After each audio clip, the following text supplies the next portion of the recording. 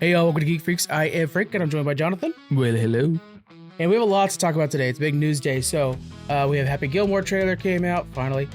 We have a first look at Mortal Kombat, some House of the Dragon stuff, Coco 2, crazy stuff there. We're also going to be reviewing Severance Season 2. And we're going to be talking about an upcoming convention that we have a booth at. We want to make sure you guys head out today.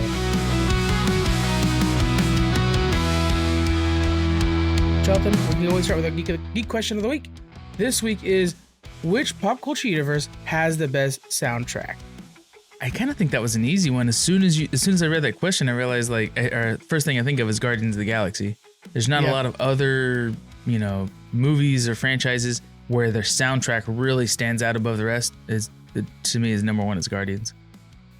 Yeah, and I like to throw out there Lord of the Rings as well, because there's something about that sweeping music that anything like John Williams-esque or whatever, but that sweeping music makes me visualize the environment of Middle Earth. Like, it's just so good. And then there's parts where, like, you can feel like the drums kicking, like, okay, we're going into battle. I think it's so well constructed for the movie that it brings you right back to that universe. But the most replayed one is absolutely Guardians of the Galaxy. And another one I was thinking about, but I can't keep saying the same damn series all the time, is Star Trek.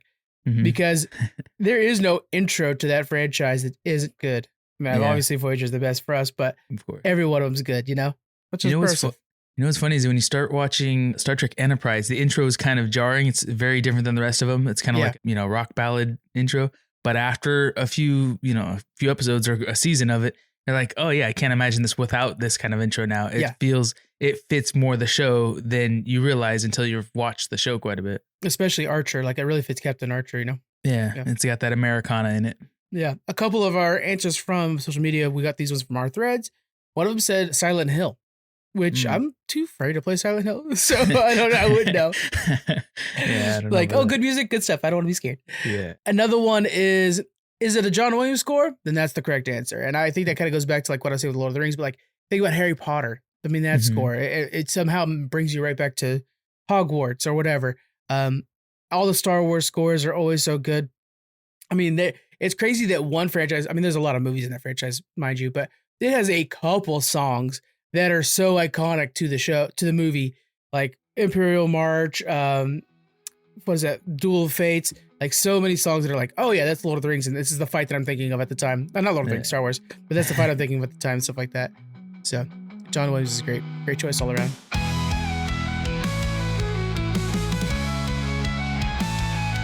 Let's get into the news. We're going to be starting off with Happy Gilmore 2 finally released a trailer. Have you watched this trailer, and what are your thoughts? I did. The trailer didn't seem to reveal a lot, which is fine. I mean, it's not the kind of movie that has a deep story, or we won't be expecting it. But it just looks like it's more of the same Adam Sandler fun. And I like that. I like seeing his, how do you say it? His newer movies are a little bit more mature comedy than his earlier ones, that, college humor kind of stuff. They're still silly, funny movies.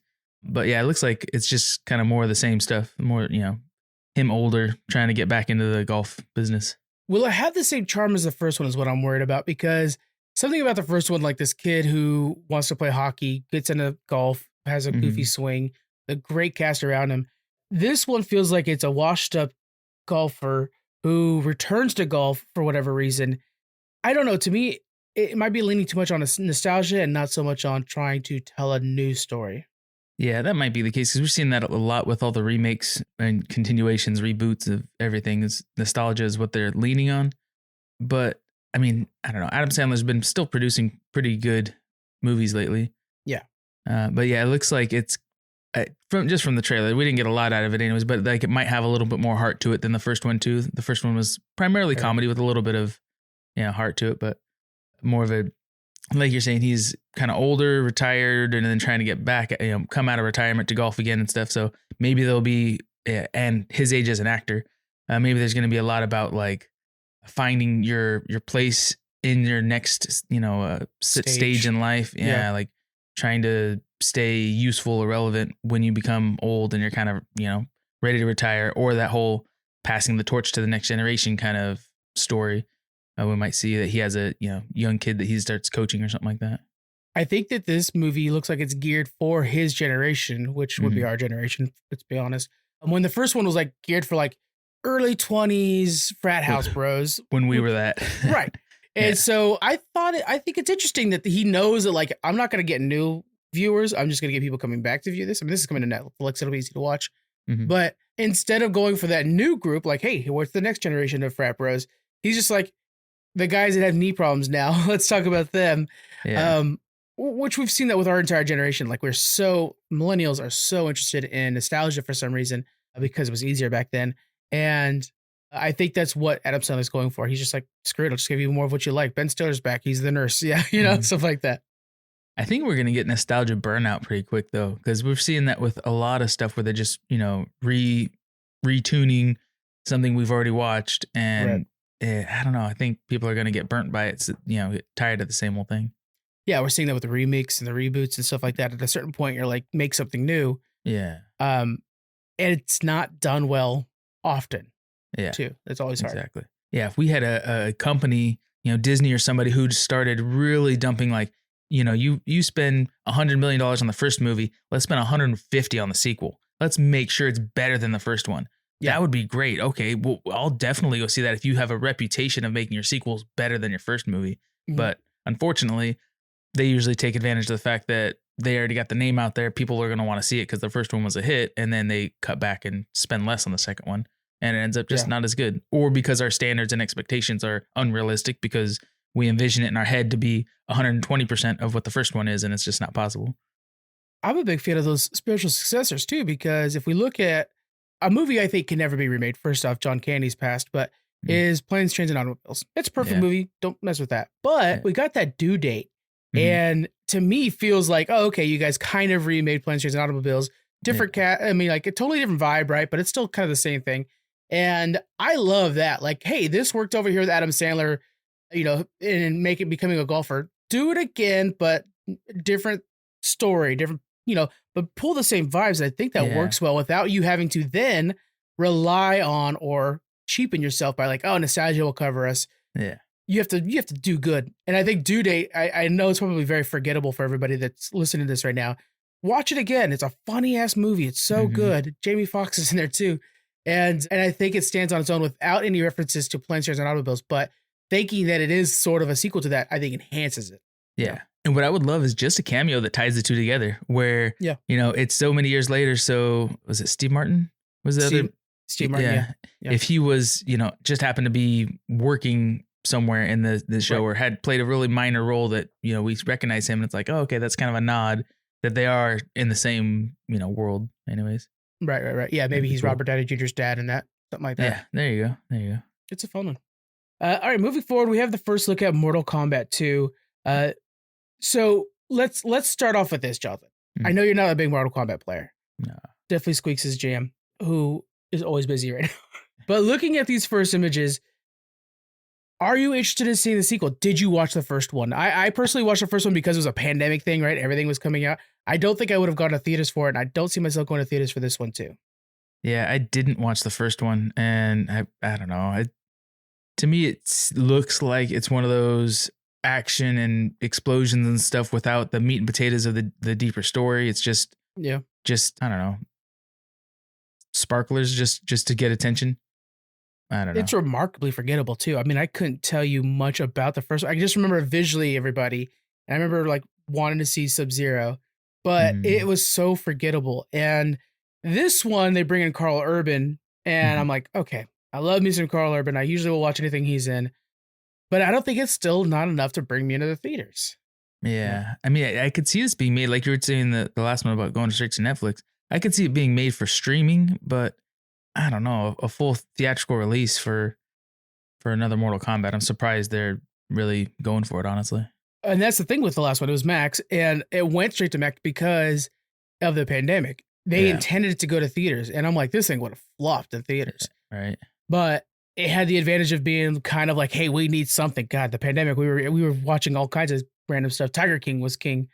So it kind of shows you where we're at. Yeah. I don't know if as much as I think Carl Urban is a fantastic actor, I don't know if he's a big enough name to sell a movie by itself. No, I don't think so. Yeah. You got to watch The Boys. You got to watch, Lord of the Rings, whatever, to really be a fan of his. He was in that Dread too. I guess not Dread 2, the remake of Dread which I still to this day have not seen yet. Judge Dredd. I know you're a fan of it. Yeah, he is good in that. And I wish they would continue that world, even if they build side stories or something like that would be cool. It's just that whole post-apocalyptic, Judge Dredd world they built was awesome. But yeah, I mean, even that, if they made new versions of that, I doubt that would go well in theaters. Like that's a HBO Max, type of show, but I don't know.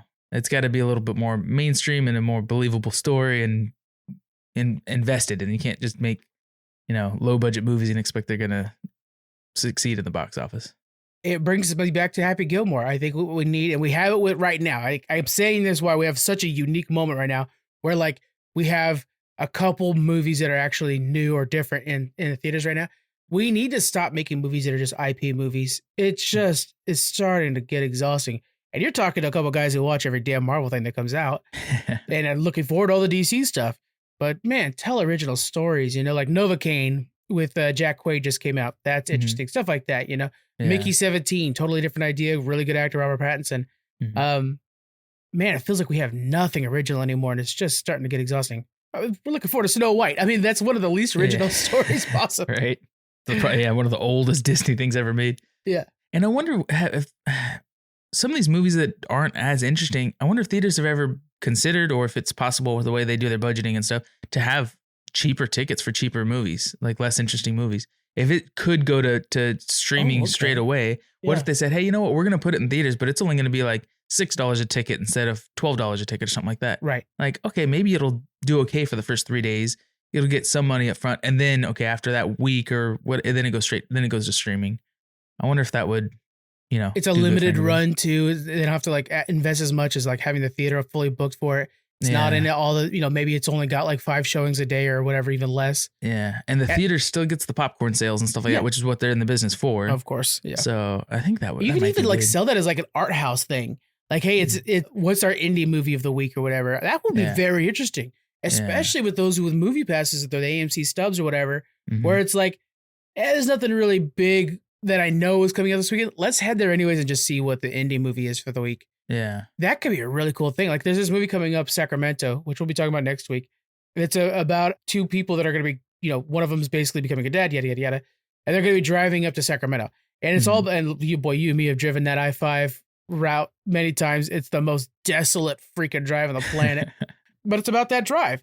And it's like, I don't think I would go to the theaters for it, but if it was like a $6 ticket, indie day, hell yeah, I'd be there. That's such a good idea. Yeah, I think that'd be cool. All right, let's move into House of the Dragon. We have a character confirmed. And before we get started, I will say, I worked so hard on saying this guy's name that I messed up the easier name. Oh, no. So, the actor, Steve Toussaint, pretty good, guys. Very good. Right home about that one. Confirmed the character Darren, which is the name I messed up, is coming in season. And in the TikTok I did for this, I'm like, Darion. I was like really throwing some mustard on it. Because I worked on, I always pull up those, how do you pronounce, I'm doing this all the time. How do you pronounce whatever name for a name I don't recognize? Steve Toussaint. Okay, all right, Frank, you ready? Steve Toussaint. Okay, you good. And it is like, and Darion. Like, son of a bitch. Yeah, I would imagine Dayron be Deeron. Well, it's just Darren. I only read it in the book. Nobody read it to me in the books, I didn't have the audiobook for it.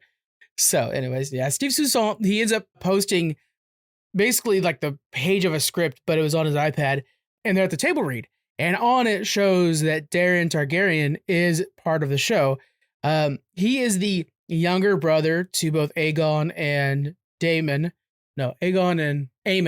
and is coming from Hightower. So we kind of thought he was going to be there. We saw his blue dragon, but we weren't sure about that. And he's going to add a lot of firepower to the green side, because right now with the blacks and the greens, it looks like the greens are getting outmatched pretty hard. But now you have this young, scrappy fighter coming in, Aemond-esque, but more studied character. He's kind of seen as a bit of a charming hero a little bit too. Mm-hmm. It just adds another dynamic, right? I mean, a little more variable. I mean, I imagine soon, there's going to be a big battle. They're going to kill off half the people we fell in love with. So, yeah. So they're going to need other people to lead the story and carry it on. So, and this is all based from the books, right? It's already been written into the story. So I'm all for it. What I want to know is, as a viewer who doesn't know the story from the books, do you feel like this feels like an even battle between the greens and the blacks right now? I don't know, not really. I mean, dragon count wise, I guess it's pretty close, right? I mean, right now it's basically Vagar. You know, we have Aemon's dragon, and technically his sister's dragon, but she's never ridden her dragon much. So yeah, it really feels like it's just one dragon on one side, and then the rest has all their dragons still. But it's one like massive, unstoppable dragon. Exactly. You just eat the other dragons. Yeah, I don't know. I guess it seems like it seems like it's balanced enough because it's got to be the super powerful one against all the smaller ones, right? And the characters involved too. It's like, you know, I don't know. Yeah, I think it needs to be. There's going to be a big battle that's going to shake it up. It has to reset scales. That's what I think. Spoiler alert for what's to come, but we're going to get some betrayals that'll even things out a little bit. Okay. And I think that's needed, but I think it also kind of prolongs a story that maybe, I think if it wasn't for the fact that George R. R. Martin was like, oh wait, this could be a TV show, wouldn't have been played out. And it's a shame because I really like the characters that end up doing this betrayal. Yeah, so I think that like for people who are watching the show now, you might be thinking all they got to do is take out Vagar and they win this thing. There are a lot of twists and turns to come. And the fact that we have something as simple as Darren Targaryen's bringing another dragon for the green side, and he's bringing the Hightower army from Old Town, I think it's going to be a lot bigger than they expect. And boy, this first battle is a sea battle. It is so freaking cool in the book. So I'm looking forward to people seeing that. That'll be fun. Man. Let's move on to a litany of Disney announcements. So be ready for this, guys. They are rebooting Power Rangers. They're bringing in the Percy Jackson team to do this.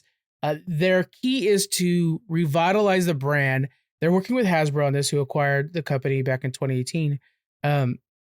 They don't want to just make another like live action crappy show. Like, not to be mean, but like, you know, at a certain point they just kept wearing down. Like this Dino Thunder Fury Force or whatever. Yeah. Now they actually want to reboot it. They actually want to use high quality imagery and storytelling. Is this franchise worth rebooting? I think so. I mean, do it different though. I mean, like you're saying, don't make it the same, you know, targeting children as much.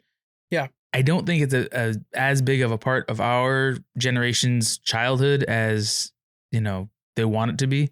Right. But I think if you were to like kind of mute the colors a little bit, make it a little bit more mature. More realistic. Okay. Yeah.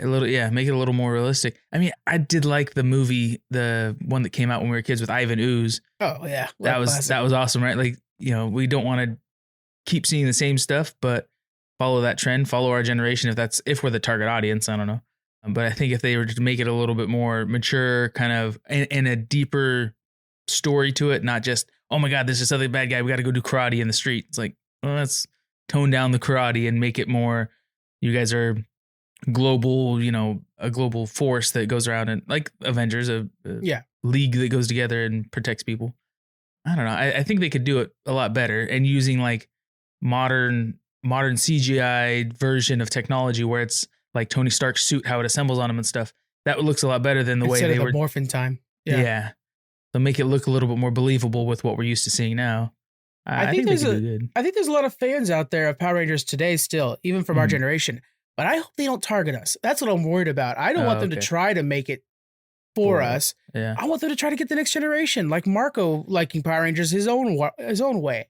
Yeah. And it's silly when when I rewatch Power Rangers now, which we did recently for their anniversary, it looks so stupid. But as a kid, I freaking loved it. And that's how that's supposed to be. Like, not everything has to stick with us, right? We talked about nostalgia earlier. Yeah. And so make this for the kids again. Make this, well, I mean, not even for the kids, right? When we watched it, I think it was geared for teenagers, maybe a younger teenager generation, but do that again. Make it for them. Somehow find it relatable, which means, I don't know, I guess TikTok and Snapchat. I don't know if the kids are into it. I don't know how they could. That with the way technology has changed and entertainment has changed, we have so much more options. Even like at a young age, comparing this to Phineas and Ferb or something like that. Like, I don't think kids would watch this as much as we did back when we were that age.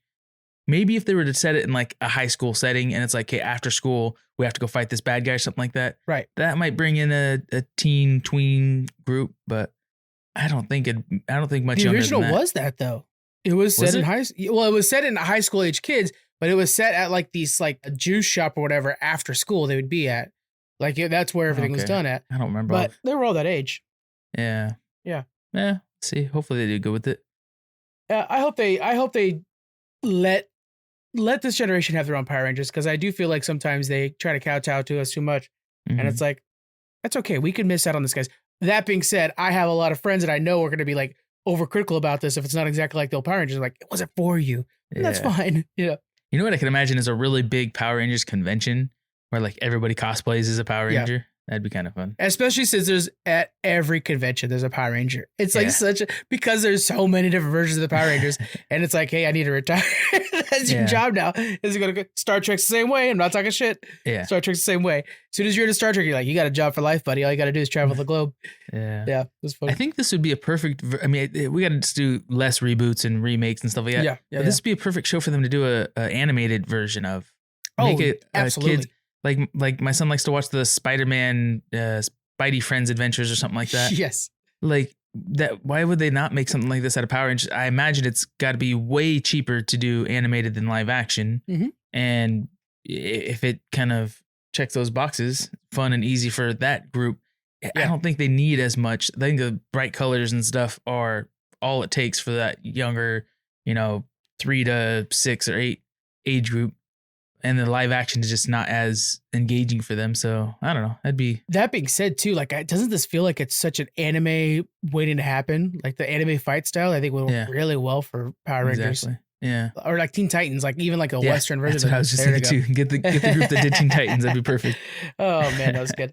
Yeah, I think that's a good idea. That's a good one there. And I'll probably be checking it out. But again, I hope it's not necessarily geared for us. That'd be cool. Yeah. More Disney. Here we go. Coco 2 is announced. I know Coco's big at your house. I can't watch it with Mama Coco. Oh, I love Mama Coco.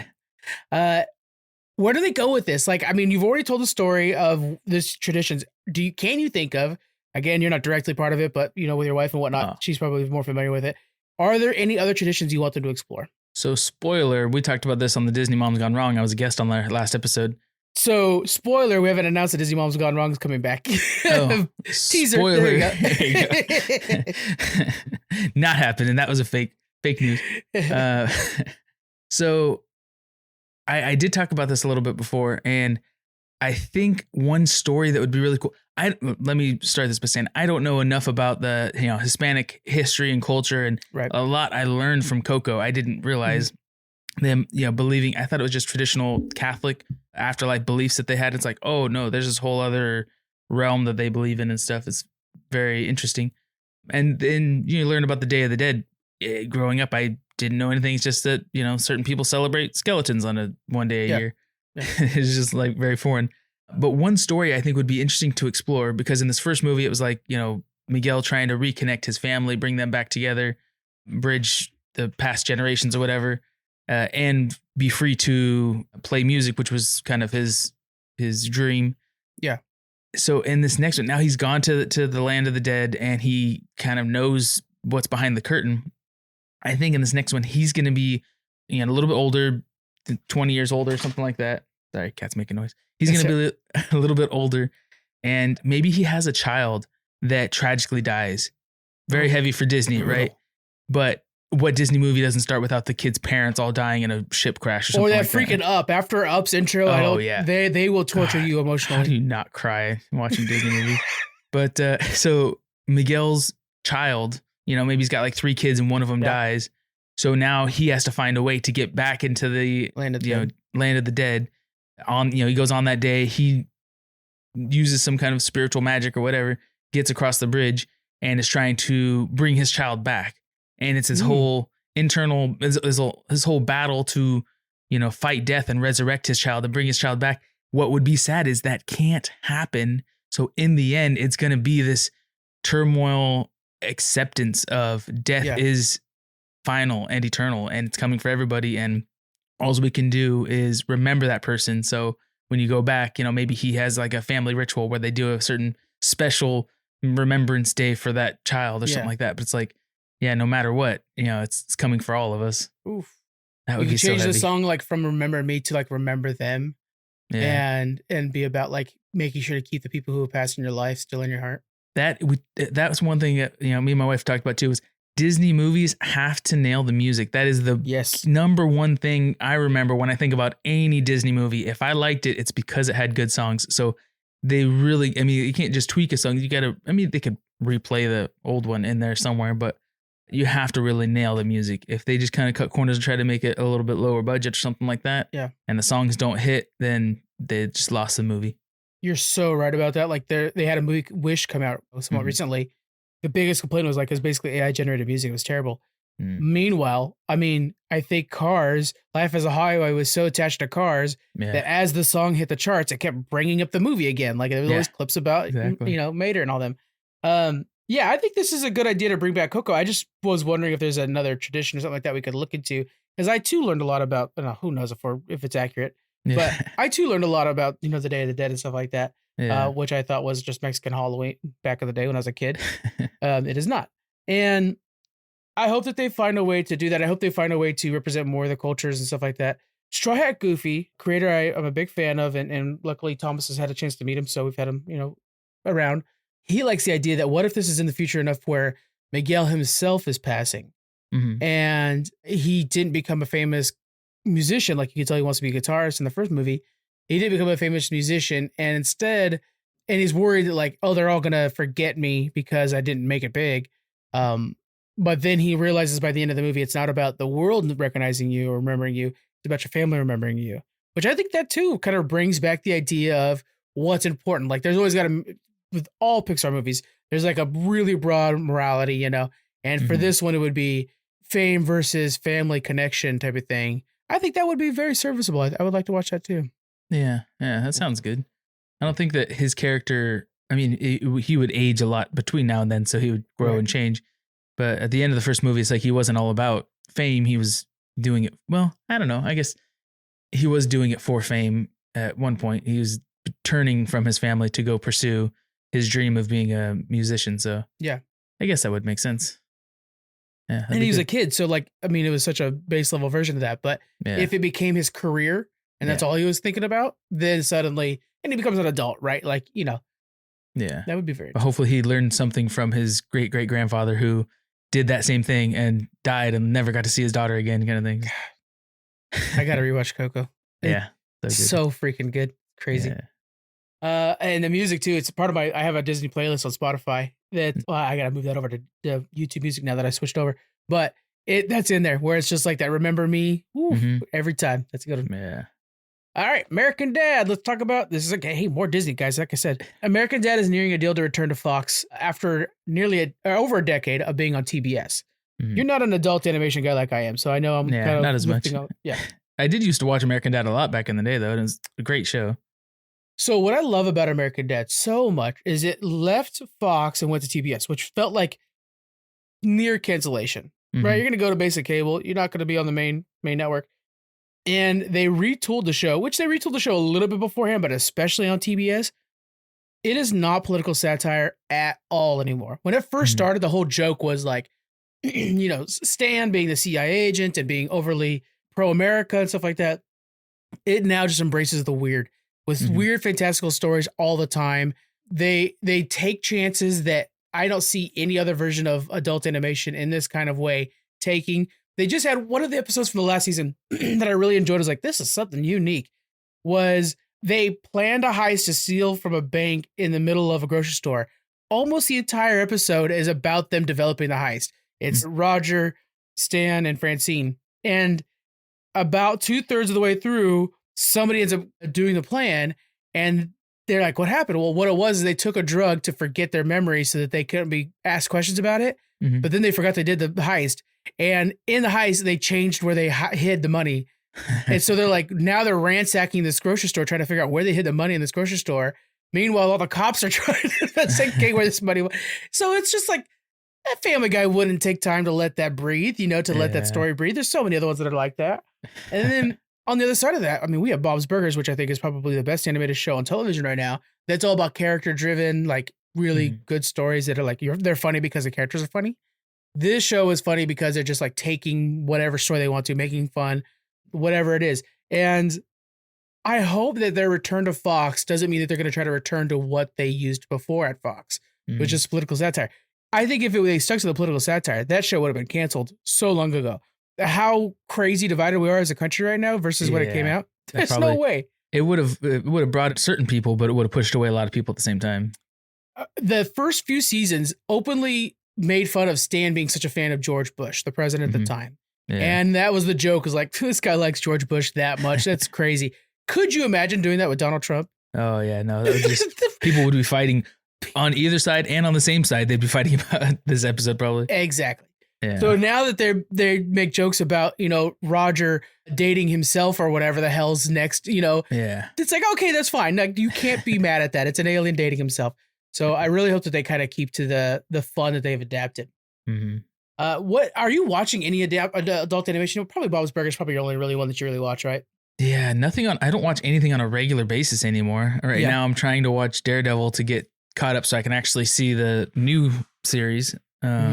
But yeah, there's nothing that I watch Survivor once a week. I make sure to watch Survivor. I think that's the only show that I watch, regularly, consistently. Yeah. Otherwise it's like when I got a minute, I'll throw on an episode of something random, but yeah, definitely not consistent on anything anymore. Adult animation is my go to bed shows. Like I think for you, it's probably Star Trek, right? Where it's kind of like something you can put on and passively watch.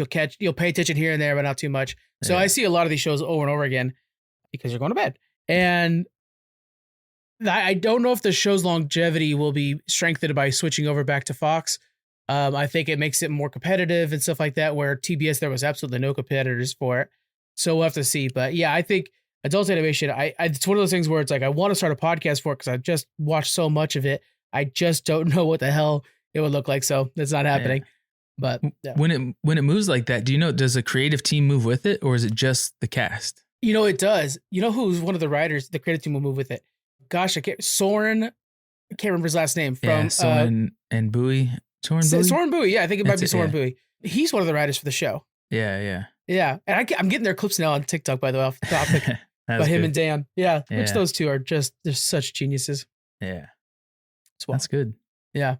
Next up, last bit of Disney move. Now we're kind of like, this is Disney move technically, kind of thing like that. Yeah. Jonathan Major says he wants to return as Kang. He's showing interest for it. Okay, let's kind of remind people. He got kicked out for some domestic abuse stuff that came out. First allegations. Did that ever get settled? Do we know what the there's result a was? level of it getting settled that he did actually do stuff. Was abusive. Okay. Yeah. Yes. So Disney didn't want that name in their orbit or anything like that. They're like, hey, let's just gonna get as far away from this as possible. Even though he was a big character in their main series at the time. Everything was hinging on him, dude.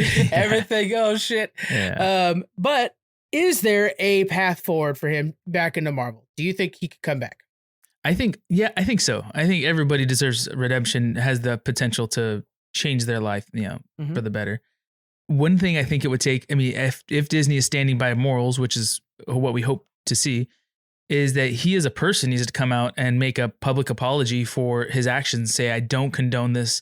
It was me acting irrationally. Maybe I was substance abuse problems or whatever. Power and money got to my head, whatever it is. But we need the children who look up to him to know that wasn't the version of him that they should be looking up to. True. Right. And then, there's going to be, I'm sure, some kind of trial period, something like that. Disney's got to work with him for a while to make sure that they could trust him as an actor what's that called? A contract where he has to maintain decency. There's words that make sense for that. I can't remember what that contract is called, but I know what contract you're talking about. Where basically what you do outside of work affects what you do in work, so they have to make sure it stays safe. Yeah. He's been on a bit of a redemption tour, doing all these interviews. He did the Breakfast Club, great interview. I personally don't think he can be redeemed. Domestic violence, whatever, I think is definitely, beyond redemption. But there are some things he mentioned I think is a good point. The fact that Marvel was so quick to act without maybe having the full story or any confirmation. That's a good point. Maybe shouldn't have jumped to that immediately. They should have acted the same way that they did act, just maybe not with as fast as possible. I like the character Kang, and I feel like the character Kang needs to be brought back. I think we could not use Jonathan Majors for it. The reason he was another reason why he was removed wasn't because of substance abuse or like that. It's anger issues. And not to spit rumors, but I know a guy who knows a guy who knows a guy kind of thing. He was terrible on set. He was a real problem, real jerk. And from my understanding, he's kind of mentioned it in the interviews. He's kind of referencing the fact that he was a jerk and is saying that when I'm now working on projects, I'm a different person on set. And it's like, okay, the fact that that's not the allegation that got you removed, but as you're saying it now during your kind of redemption tour, shows to me that he knows that's one of the reasons the studios don't want to work with him anymore, is because he was like a pain in the ass. You know, you were a problem for more reasons than the public knows. Yeah. Well, and if it's not worth it for Disney, if it's like, hey, this guy was already a problem and this was the one thing he got tripped up on, but we know there's more down the pipeline, or, you know, could have been or was going to be or whatever. It's okay to not bring him back in the fold. And like you're saying, recast, bring the character back. There's nothing wrong with the character, but recast him with somebody who's less problematic. Yeah. With Doom coming up, I think it was tricky at first. We didn't know how they were even going to do it. Like, how are you going to transition over to a different character? They had to use somebody big like Doom. But now that they're starting that process, I think we're all on board enough for it to not be a problem that they're not using Kang anymore. Yeah. You know? Yeah. A little jarring in the timeline and everything, but we've seen plenty of stuff like that. Not a big deal. Yeah. They've really, how many Lokis have we gone through? I mean, come on. All right. We're going over to video game stuff. Xbox. Jonathan, this is what you've been wanting, man. This is what you've been praising for. Xbox accidentally posted an image of showing like, oh, you can play Xbox on all these different things. It's like this future UI that they have, the user interface. You can play Xbox on your phone, your whatever the hell. And in it, people were looking at the categories. One of them is Steam. You can integrate Steam into your Xbox. This is the next generation of Xbox. Yeah. Go for it, John. Let's get the rant of why this is so required. It's funny. I sent you like a little teaser of somebody, you know, talking about that. And you're like, oh, no, that's fake. And it probably was at the time anyways. And this hadn't been leaked yet. Yeah. But I was like so excited. It's like, oh my God, I've talked about this so many times. How, you know, Sony and Microsoft should both be getting into the PC gaming development business. Instead of making an Xbox, you make a computer that plays Xbox games, because they're almost the same thing. Just bridge that little gap and you unlock doors for players on both sides of it, at least the consumers. So now we're hearing that that's what they're going to do. The next Xbox will be equipped with Microsoft, right? We'll be able to play. It'll have Steam integration. So it sounds like what it'll be is basically like a Xbox version of Microsoft, probably, you know? Yeah. So with Steam, though, that means you could potentially be playing your PlayStation exclusives as well. That's wild to me. That is so wild to me. Xbox, I would be able to play like freaking Spider-Man on my Xbox. Yeah. So I'm hoping, though, in this, or at least in the next coming steps, they make it to where you can use that same system for your homework and, you know, household projects or whatever, and do an all-in-one system, because it just makes sense to do that. Ideally, right, because it has the same computing power, you know, for the two. But I think to be able to just change enough to be able to do that adds more expenses to the machine that they don't want to add. And the leak that we did get, it's very clear just a UI change. So it's not going to be, it's still a video game system. It's not going to be able to do all that stuff as much as we think that would be cool. Even if it's the upgraded version, the $500 one just plays games, the $700 one is the home entertainment device. So it does all the things that you could need in the house. And nowadays, I mean, just through Wi-Fi or whatever, you can connect your computer to all the TVs in the house. I was like, why would you not just make it all integrated, make it one big system? So the thing you sent me was a guy saying like, this is what should be the future or whatever. And that was just kind of like, you know, like random thought discussion and based off of some discussions that have been going on for a while. This is actually a still image from a presser that they put out. And I think this is so the way you win the next, if for console wars even a thing anymore, that's how you win it, man. You know how many Steam games we all have? They always have these sales. There's a spring sale going on right now on Steam where you could buy $60 games, $70 games for $2, $3, $5. Everybody has their library full of that stuff. And I play Marvel Rivals right now, but I have to be concerned that like, oh, it's a shame I can't play on the Xbox as well or the PlayStation as well because it doesn't integrate the same. Well, if my Steam account's attached, it doesn't matter because it's using my Steam saves. And I think that this is the biggest and frankly easiest slam dunk Microsoft can do. You are the only company that can bridge the gap between PC gaming and console gaming so comfortably, and you'll stick it right to Microsoft because to PlayStation. PlayStation is at the point where they're having to leverage some of their exclusives on a PC to be able to bridge the gap between new releases of their exclusives. And now Microsoft's like, great, we're going to put that over here while still controlling the destiny of their own games and putting their exclusives on a PlayStation. So when there's a workaround now to essentially take PlayStation exclusives, they are controlling how Xbox exclusives get to PlayStation. I think that's just an advantage that I didn't expect going forward, and I really I really think it's a smart move on Xbox's side to be able to control that destiny. And it's a way that they can add this massive library to their system without having to buy the individual games. It's like, Yes.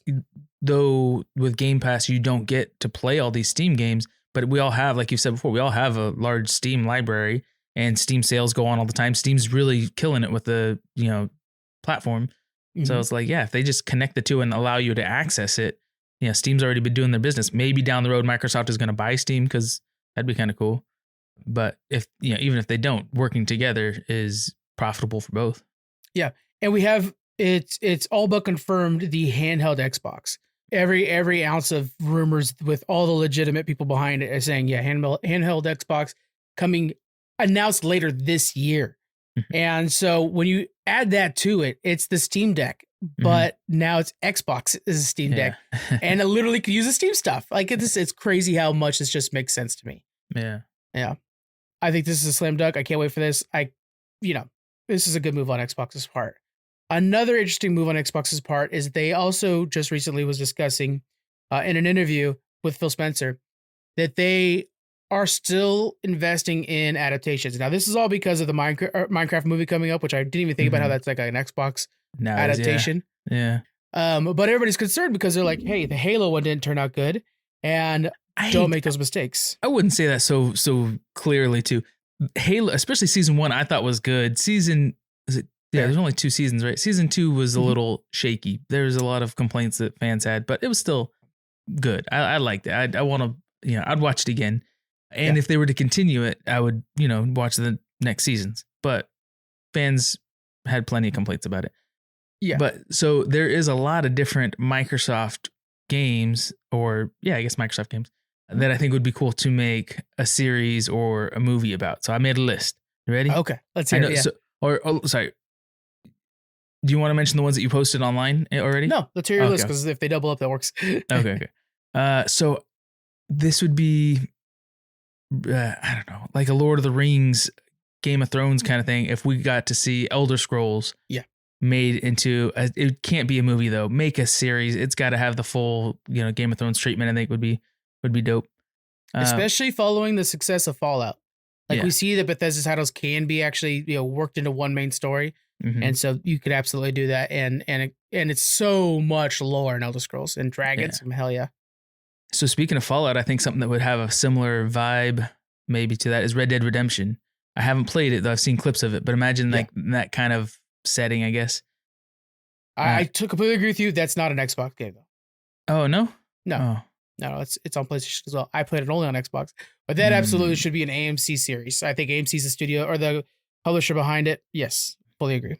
And then you or maybe somebody else was explaining this game called Firewatch. Was that you that told me about that? That's me. Yeah. That would make such a good TV show. Yes. Thinking about it, it's like, so it's people who work in the forest, right? And they have these towers. They climb to the top of the tower and they have to be the lookouts for fire. Yeah. Wildfires that start, and they can barely communicate with the next tower, from them. And they're out there for months at a time by themselves pretty much. Like imagine you climb down from your tower and you have to just go investigate and check out the area, make sure it's safe. And you find an animal with a broken leg or something like that. And you just have little adventures and you collect some resources and stuff. And every once in a while you have to go up to your tower and you make sure every night for sure. And eventually, and towards a certain point in the game, a fire does break out and you're working with a team to help fight it. But there could also be this like kind of mystery stuff that you find, which out there is in the game, right? Yeah, they randomly find a chain link fence, and then it's a government project. Like, wait, what's going on in here? Yeah, and then there's mysteries of like, who was the guy who I'm replacing? Why am I finding his stuff out here? Yeah, he had his son out here. He wasn't supposed to have a son in here. So yeah, there is like this mystery you're solving. It's a 6-hour game or whatever. I can't suggest it enough, guys. Firewatch. It's a great story. Nice. Yeah. Also, not an Xbox game, by the way. I want to throw that out there. Is it not? Oh, okay. I just Googled like. I Googled Microsoft games, and then I must have clicked a link that brought me to other games. But that would be cool. I just love it. Yeah. Also, the movie The Gorge on Apple TV. If you guys haven't seen it, the way we're talking about Microsoft game, but go ahead. Yeah. Just kidding. I know. But it sounds a lot like that Firewatch. I got a lot of friends watching that. Everyone was coming back with them like, "Hey, it's worth a watch." Yeah, I got to check it out. Yeah, it was good. But anyway, so do you have any actual Microsoft games that you think should be made into movies and TV shows? So Gears of War, we already have a live action adaptation coming up for that, but hopefully we get Dave Bautista with that, as he's already expressed that he wants to play Marcus Phoenix in that. It's just such an easy casting. Definitely do that. I think that Crash Bandicoot could be made into a really cool series for kids, like a Shrek or a Kung Fu Panda type series. Mm-hmm. He's lovable. He's likable. He's got a good cast around him. It's a fun one to do. Fable is coming back in 2026 with a game that I can't wait to play, but use that as a reason to also make a series for it. And not a series, I'm sorry, a movie, and go full Dungeons and Dragons with it, the movie Dungeons and Dragons, where it's a joke. Like, I think Elder Scrolls should be your serious Game of Thrones clone. Mm-hmm. I think Fable should be your like hijinks in a tavern story, because that's how, right? I mean, it's one of the games where famously you could be called Chicken Kicker because you accidentally kicked a chicken as a kid, and like that becomes your name throughout the entire game. Like, I love that so much. So have fun with it. Like, I would love to see that. And then lastly, like Activision Blizzard, there was a deal with Netflix before the acquisition to start making Netflix shows for World of Warcraft, Call of Duty, Overwatch. Overwatch, I mean, is begging for it. Kick that all off. I mean, Blizzard has taken such care with the story of their games. I know that's less true now than it was yesterday, but still, I think you can start tapping into that Blizzard profile and you're going to get a lot of old school stories. Yeah. So not to segue too fast, but before we start talking about Severance, there's one other game that I was thinking about that I still would love to see made into a series or movie. And I don't know if it's owned by Microsoft. I have no idea, but we've talked about it before. Is Portal. If the people who made Severance, Ben Stiller and his team, made a Portal series, Son of a bitch. Oh, the mystery and like all this, everything that's going on in there, it reeks of Severance. So that'd be really cool. And Milchick is the right vibe for like how it's funny, how unserious or serious things are at sometimes. And that's what Severance does with Milchick. And so you could totally do that. Cause like when you're playing Portal, you're like this weird place. You don't understand what's going on. It definitely has that sterilized environment, but there's also like, if you finish this, you'll get a cake, like, exactly. And that's Milchick. That's perfect. What would be interesting is seeing them do, the game did it so well, but the emotions and everything that you feel without having other people in the room at all. It's all automated and, robots and pre-recorded videos and stuff like that. But to be able to like tell a story with that, and I mean, you have the main characters alive, but I think they could do such a cool series with that. Absolutely. The main thing for Xbox and Microsoft making adaptations, I hope that they learn from Halo. While Halo is finding second success on Netflix, by the way, I can't negate that. Yes. Stick to the source material. It's what we fell in love with. Why do you guys have to change the story? It does not make sense. Arbiter should not be dead at the end of season 2. Like, that's so stupid to me. Yeah. He's such a good character. And bring back Keith David to play him. So, let's see if they can land this. And maybe we'll even get a Halo movie, because they have been spitballing that back and forth, and I think Spielberg still has the rights to it. So make that movie. Go. Let's move into our review for Severance Season 2. Jonathan, you had a chance to watch Severance Season 2 with me as well. Do you even want to briefly go over the story? Like, the story is so wacky, it's hard to go over. I know. I would have to have written it all out to really follow it, because it's all over the place. So what are your thoughts then on this second season? Oh, so good. The first season was just setting up a lot of questions and just giving you threads that you want to pull on. And so second season, it starts out, I guess in the beginning, it does answer a little bit, and each episode just kind of brought so much more to the table. It answers a lot, but asks more questions, and there's so much behind the curtain you can't see still. Right. So each episode kind of, did seem to progress the narrative a lot, and you got to see a lot that you didn't know.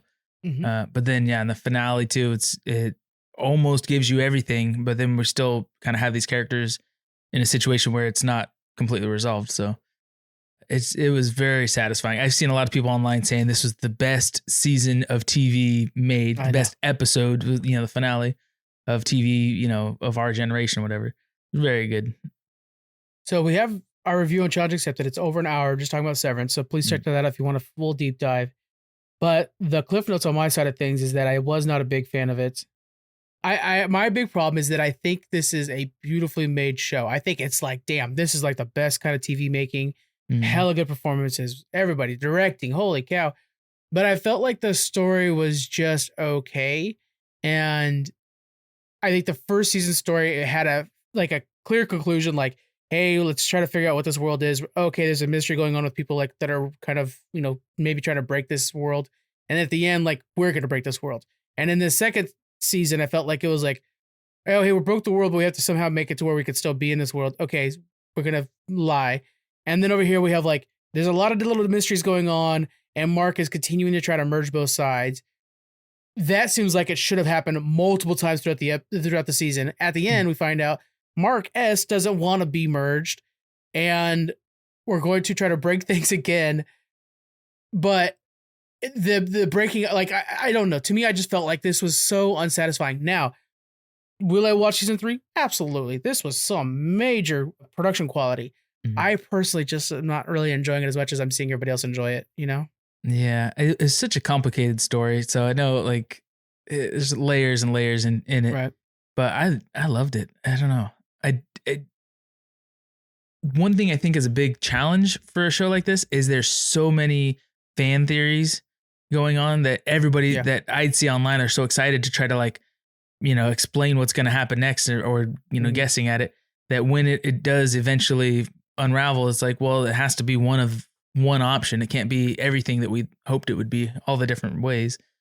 And so I think people were disappointed that it wasn't, aliens or wasn't the big thing that they were trying to imagine it to be. Clones. I kept thinking they were cloning the whole time. Yeah, it wasn't that. They were just basically trying to make the best employee possible without any emotions.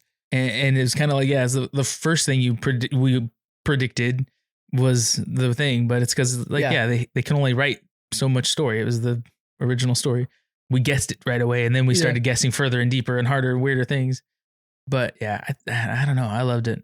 Every show struggles with that nowadays. Any well-written show struggles with that, where people are starting to write or think of or content create around the show, and like, this is what I think it could be. And then by the time it actually gets around, all the fan fiction is so much better than what could have been. And it's like, that's not the original guys. How many times have we heard like Marvel series coming out like, this will be the one where they'll bring in Thanos' brother or whatever, and it's like, no, it's what you would expect. It's this thing, but it's like, you guys overthought it. It's not our fault. And I think that could have been a problem with Severance as well. It's hard because I think like, okay, so let's go bit by bit here. I think the performances in this thing are bar none. I mean, holy cow. Adam Scott, when I first was introduced to Adam Scott back in Step Brothers days, and he's the asshole brother, who would have thought he had these acting chops in him, right? Yeah, that's amazing. Like in the beginning of the finale where he's doing the back and forth, talking to between the Indian Audi with a camera, like such a good job in that. And you start to see it's so beautifully done. He starts to get irritated with himself. Like they're fighting almost over these little video recordings and stuff. And it's like, he's actively playing two separate characters of the same character, two different versions of the same character. Yeah. It's just so well done. All the actors did great, but especially him and Milchek, I think, are my two favorite characters. Well, I got to give it to John Turturro playing Irving as well. I think he does a good job. I think the first half of the season, he's stronger than the second half of the season, where we see that him and Bert are separating ways.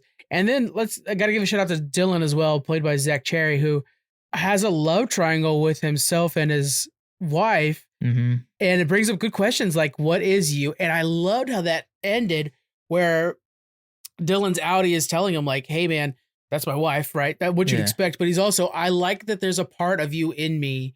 Was something I think as adults, we all kind of look back at our lives and think of what we wanted our lives to be as teenagers, and like, oh, I'll be president, or I'll be a NASCAR driver, or some random thing. And then by the time you're 40 years old and you're like dealing with bills and, new medications or whatever, you're like, man, and the idea that he can see like, yeah, but there's still a part of me that's that little rebel, that's a little bit of a fighter. Yeah. And he literally has a manifestation of it. And for his wife's side of it too, like she's able to see the man that she fell in love with, like visually in front of her.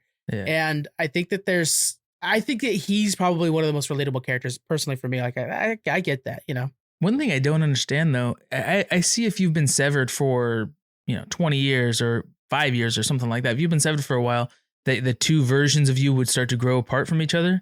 The one that doesn't have to go to work and, stays at home and gets more creative or whatever. And then the version of you that does go to work and gets more analytical and strategic and, uses their time better. Those parts would grow separate. But when you're first severed, you are the same version of yourself, right? Aren't both of you the same?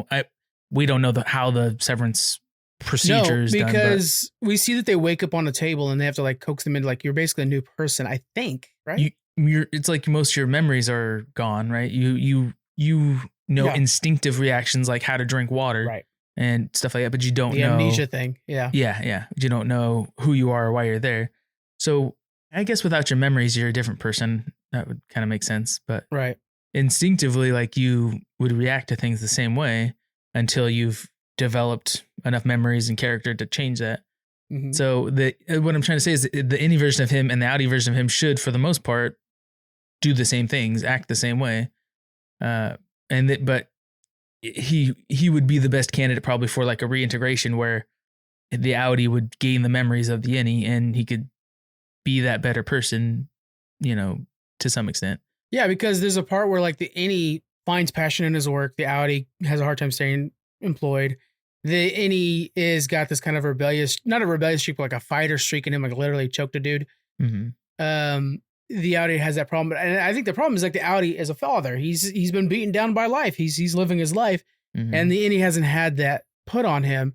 So it's cool to see that like there's what I imagine like there's a 20-year-old version of me still in that that's like still at the point where they're like there's not a lot of life experiences behind them. Mm-hmm. So they're still looking at everything ahead of them and are ready to take on that challenge.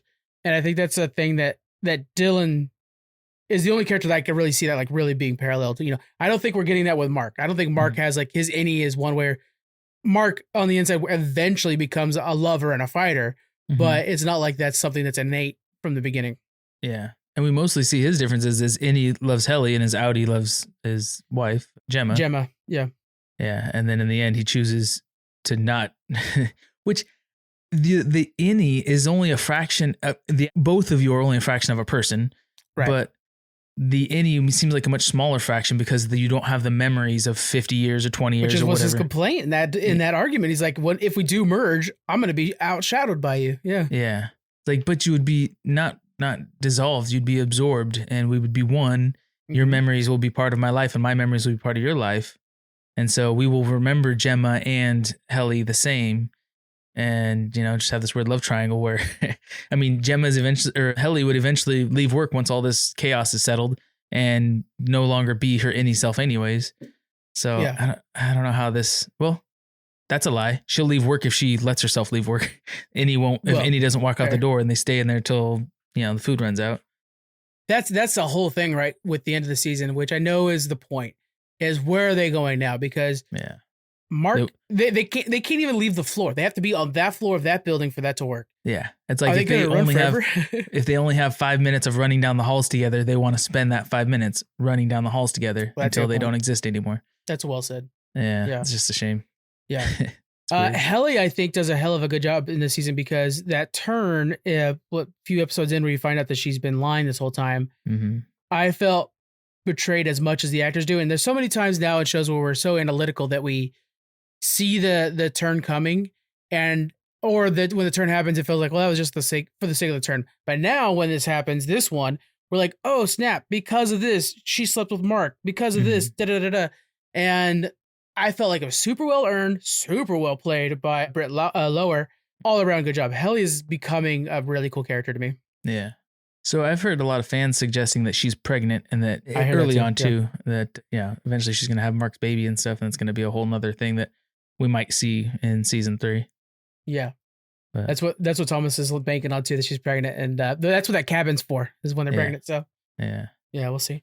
So how do you think Lumen recovers from this whole situation? Like where would the season 3 even start? I'm sure there would be some kind of, I imagine there would be a time jump and then we see how it was all wrapped up. But yeah, I don't know, right? Because we have the board. We saw actually they were in the painting on the top of the mountain, that new painting. I always thought the board was basically a server that has the collection of all the Egans that have died in the past thrown on there, like San Junipero.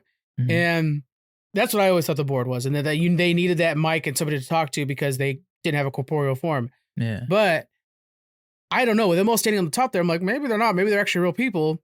And Helly's in both of those images. I don't know. I think we have to go next to the board.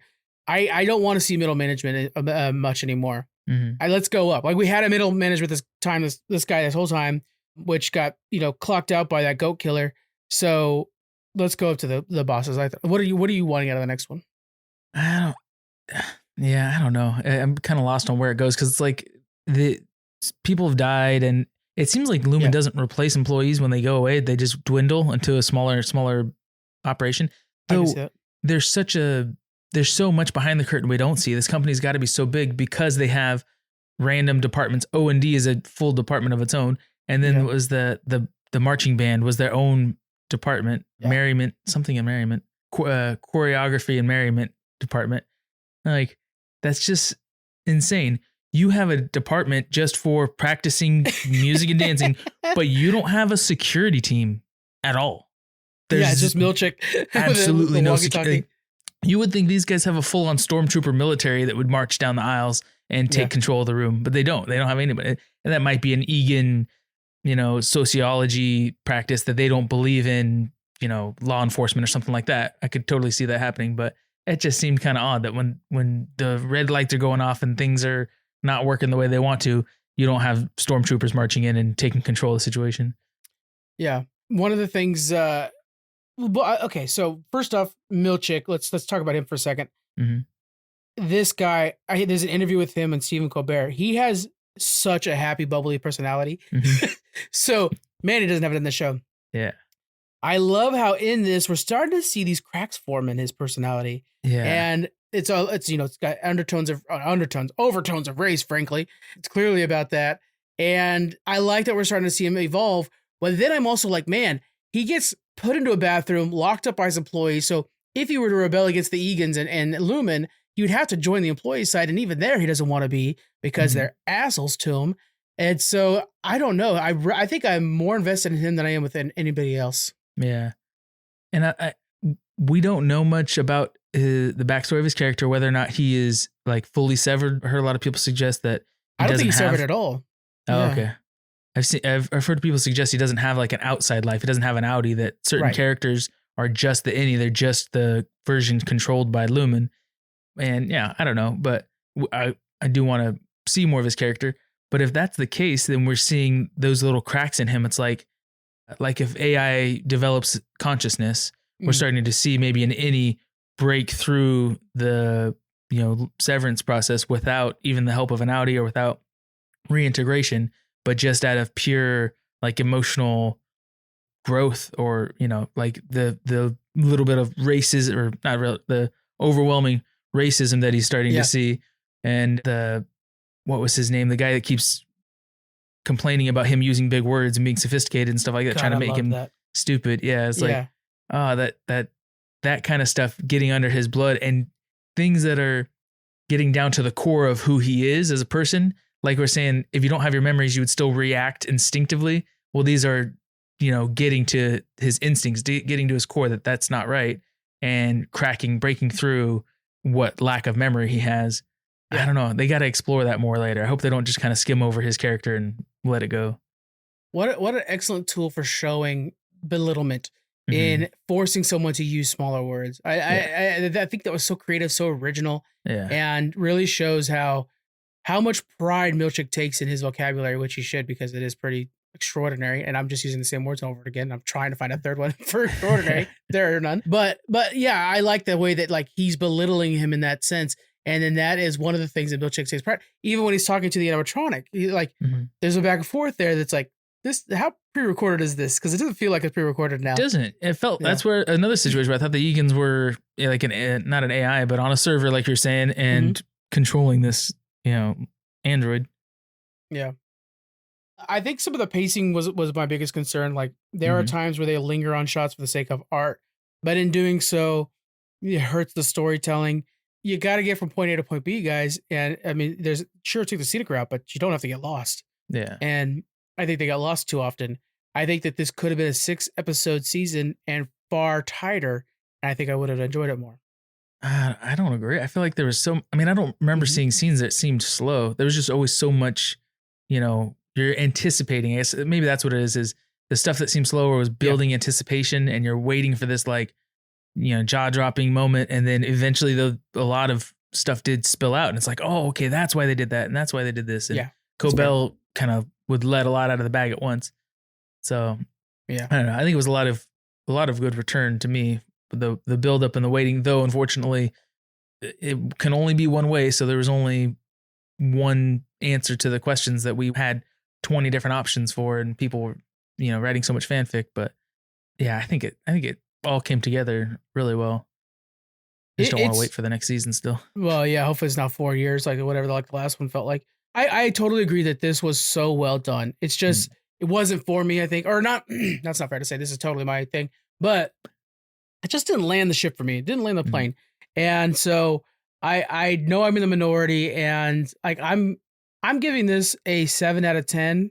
And I really struggled with that because I'm like, man, production wise, this thing's like a 9, 10 out of 10. But then also, like, I just sometimes didn't enjoy the show. And so I think I got to sit around 7. Where are you sitting at? I'm at probably 9.5. Yeah, you're up there, huh? Yeah. Okay. I mean, I'm sure some of the writing could have been a little bit different, the delivery and stuff of how the layers unfold and stuff. But overall, it's to me, it was such a good show. Yeah. I definitely watch more of it. Yeah. I mean, I'm looking forward to season 3. Yeah. And wow, some of the cinematography, holy cow, it was beautiful. I mean, just those hallway runs. While I'm watching, I'm sitting there thinking, like, how do they shoot that? How do they do this? How do they do that? This transition, that was so creative. Yeah. The visual storytelling with like the lights and stuff like that, like that's so well done. It's crazy. Yeah. There's still so much we don't know too that I'm sure people will pick apart and help explain some of it online, that things that were answered that I didn't even see the answer to yet. But like at that one scene where Mark is in a room and you see somebody in black going through a door behind him or something like that. It's like, who was the man in black? I don't think it still answered that question. Yeah. And, who was the guy that Cobell was afraid of that was standing with Helly or Helena? Why are they sacrificing goats? Yeah. Well, they said something like it was to carry the consciousness from one to the next, right? Oh, is that what it was? Okay, I didn't catch that. Yeah. I'm pretty sure that's why. Oh, what's her name from Game of Thrones? Had to bring the goat to be sacrificed. Yeah. Gwendolyn Christie, I think. There you go. Yeah. I tell you what, I love that goat. If they killed that goat, I was gonna be pissed off. As soon as I saw the little thing, a little bit, I'm like, oh my God. Yeah. Do you need a new dad? And then they put him in that little thing to like kill him, and I'm like, no, get him out of there. Get him out of there, fast. I was rooting for that little goat, man. Yeah. I kind of like how that whole elevator scene played out too. It's like, you wouldn't think that was going to work that way. That, so well done. Yeah. Like, oh crap. Yeah. Just that changing of people. He flexes his muscles a little bit, whatever. And then, thing goes off. That was crazy. Brutal. Again, so well done. I agree that it deserves a high score. Yeah. That's 9.5. Okay. So I gave it a 7. We'll have to find the average on that. Probably going to be just an 8, I guess. Cause I haven't I put the typed out review, but I haven't put like the number review out yet. And I'm kind of like, let me talk to everybody else, see what everybody else wants to do. We'll do an average. Like Thomas is with you. Thomas thinks this is like a perfect show. Yeah. And I'm like, yeah, I understand that. I definitely do. We want to hear from you guys. Let us know on social media, Threads, Blue Sky. I'm trying to be better about using Twitter. I know I can't stand the damn thing anymore. And Instagram. Let us know what you guys thought and give us your opinion on that. We appreciate it. Network news, guys. We have a convention coming up on April 5th, Rancho Cordova, their gaming expo. This is the second year they're doing it. We really enjoyed the first year. We didn't know what to expect the first year, and the amount that the community came out for that was exciting. And so we're doubling down as much as we can for the new one coming up on April 5th. Bigger prize wheel. I tell you, I love my prize wheel so much. It's my baby now. My poor dogs hate the hell out of me because I keep spinning it as I walk by. Right. So take a spin on the... And this one's like 6 feet tall, right? Yeah, it is. It's huge. Big. The other one was like 2 feet. It was a little tabletop one. Sat on a table. Yeah. This was big. We're gonna have the Switch there. We're gonna be having people playing Smash Brothers. It'll be set up to the side, and we have like a new stand for that. Jonathan, you know, it looks amazing. We have so many new things. A lot of prizes there. We have so many cool things coming up. We're gonna be doing live podcasting. We're gonna be introducing you guys to distance nerding. There's another spoiler for something having going on in the network. Damn it, Frank. A new show joining the network, Distance Nerding. I'll explain that more in the next episode of Geek Freaks. It'll all be there. So I hope that you guys come and join us. It's Rancho Cordova's Gaming Expo, the second annual one. Jonathan, what's your favorite part about... We're getting into convention season. We have more of these booths coming up as well. What's your favorite part about getting into the booth season again? I know I always say it, but I love seeing all the cosplay. It's fun. Yeah. You know, how excited people get for their different characters. And it doesn't need to be movie quality costumes. Just make something at home that's fun, that you enjoy. That's the main thing I like to see, is like, especially when you see young kids cosplaying. That's a lot of fun. But also all the vendors we see, some vendors are just selling Funko Pops and stuff, which is cool. But I love to see the custom handmade craft stuff too. That takes a lot of work and time and creativity. I don't have the creativity to be making that kind of stuff. So especially seeing somebody else putting all their effort into that, it's really fun. I'm a big fan of like when we have the booth set up, it happens every time. There's a couple of people who will show up, some random dude that's like, hey, do you guys talk about Teenage Mutant Ninja Turtles? Of course we do, whenever there's something good to talk about. And then he's like, I really like Raph or whatever. And they'll just kind of start going. And it's like, you could feel this like pent up geekness inside some people that don't have an avenue for it. Yeah. And I appreciate they don't buy mics because we don't need more podcasts out there competing with us. Yeah. But when they come by our booth, like they'll sit there for a good 10, 20 minutes talking about the latest Avengers movie or whatever. And I love that because, man, that's what it's all about, is sharing your geek fandom with other people. And for us to be this avenue for people to like come to and just be like, I want to talk about Daredevil. Like, yeah, go for it. Let's do it. Let's talk about how awesome is Fisk. Exactly. That's fun. I love that part so much. Yeah. Also, speaking of Fisk, I was mentioning to my wife, like, hey, this is character. I think I could totally cosplay him. Only thing is, I don't know if I'm willing to shave off my beard. I would have to completely shave. And she's like, yeah, I don't know. I like your beard too. I was like, okay, maybe I won't cosplay. I can still do Uncle Iroh at some point, but. Yeah, but if you do like old man Fisk, like you make a new character essentially, and it's like you try to do like an old version of him or something like that, would be kind of cool. And like maybe like you put powder in your beard to make it whiter or something. Yeah. Cool. I have to get ripped, and then I would tear off the sleeves of his suit too and have big old arms sticking out. That'd be dope. Post-apocalyptic Fisk. There you go. I gotta start going to the gym more. No, you don't. I'll go with cosplay. You. It's enough. I'll just get styrofoam arms. We got to do more of those ropes. I hate those damn battle ropes so much. They whoop my ass. Yeah. Shoot. Let's end off. So yeah, guys, real quick, I want to reiterate this. It'll be in the description. All the information. Rancho Cordova Gaming Expo second annual. It's going to be at the City Hall, which one was there last year, but I know that's kind of unique for a convention. Okay, let's end with our recommendations for the week. John, what do you got? If you haven't seen, if you guys are following Saga like me, the newest issue of Saga's come out. So make sure you go out to your local comic book shop and pick that up. But I think that's all I got for this week. There's several movies in theaters that I wanted to go see I haven't seen yet. So I can't say anything on that front. Okay. Yeah. I saw the cover for, I read a little bit of the synopsis, and it's the end of one of the arcs for Saga. So, and they're bringing back that little cute seal dude. So let's go. All right. My recommendation for you guys, I'm starting right now. Squeaks is like chapter 4 or 5 in, so we're going to have a review for this eventually. Sunrise at the Reaping. It's the new Hunger Games book. It's telling the story of Hamish, who was the mentor to Katniss in the first series. And it's a little bit past the newest movie we had too, because that was all about President Snow.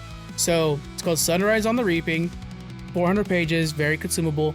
Squeaks again, he's on chapter 4. I just came in last night, and he's already saying, it's like, oh man, this is already so good.